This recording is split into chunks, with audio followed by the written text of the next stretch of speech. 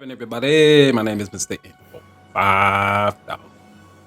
And today we're going to be talking about the national leg of the NAACP has issued a travel advisory for blacks not to go to Florida, citing that some of the state of Florida policies are hostile toward black people. Now, as far as starting a business in the state of Florida, Florida is the number one state if you're black and you want to start up a business. It's the most conducive to black folks. Coming in second, it's women and Hispanics. Now, I never had the desire to go to Florida up until maybe about 4 or 5 years ago. Never wanted to go there. I think might want to go down there and live now because of a lot of their policies. During the pandemic, they're the first state to actually get it right. They actually opened up and said, these masks are dumb. Oh, not to mention that they don't work. Oh, not to mention that Dr. Fauci actually said they don't work. Then he came back and said wear a double mask, which wearing any of the masks in the first place was just dumb. And then they opened up and then they just did business as usual. And during that time, everybody that was telling you to wear masks, stay indoors and 6 feet and do all of that, they traveled right down to Florida and they weren't doing any of that.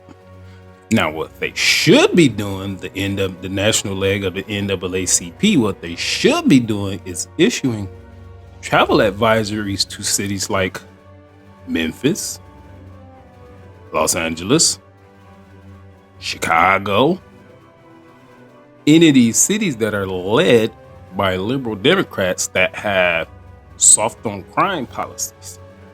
And so I heard this story about this guy. He killed 2 people. This is in New York. This guy killed 2 people. He got bond. His bond must have been $10. He got out and then he went and killed somebody else. How do you even get bond and it was a murder? It wasn't self-defense. It wasn't manslaughter. It wasn't anything like that. He shot some people. Just to give an example of why there should be travel advisories to these other cities when you're doing a travel advisory for black folks to go to one of the most productive states in our country. If y'all don't wake up, they pulling the wool over your eyes every single chance they get. Don't listen to these people. If it don't make sense, there's something you don't know. And if there's something you don't know, go and find out. Because it's to the point now to where they're really not hiding a lot of stuff now. It's all out. Most of it is out in the open. They just flat out telling you. They think you're dumb. About the advisory that the NAACP that you all sent out.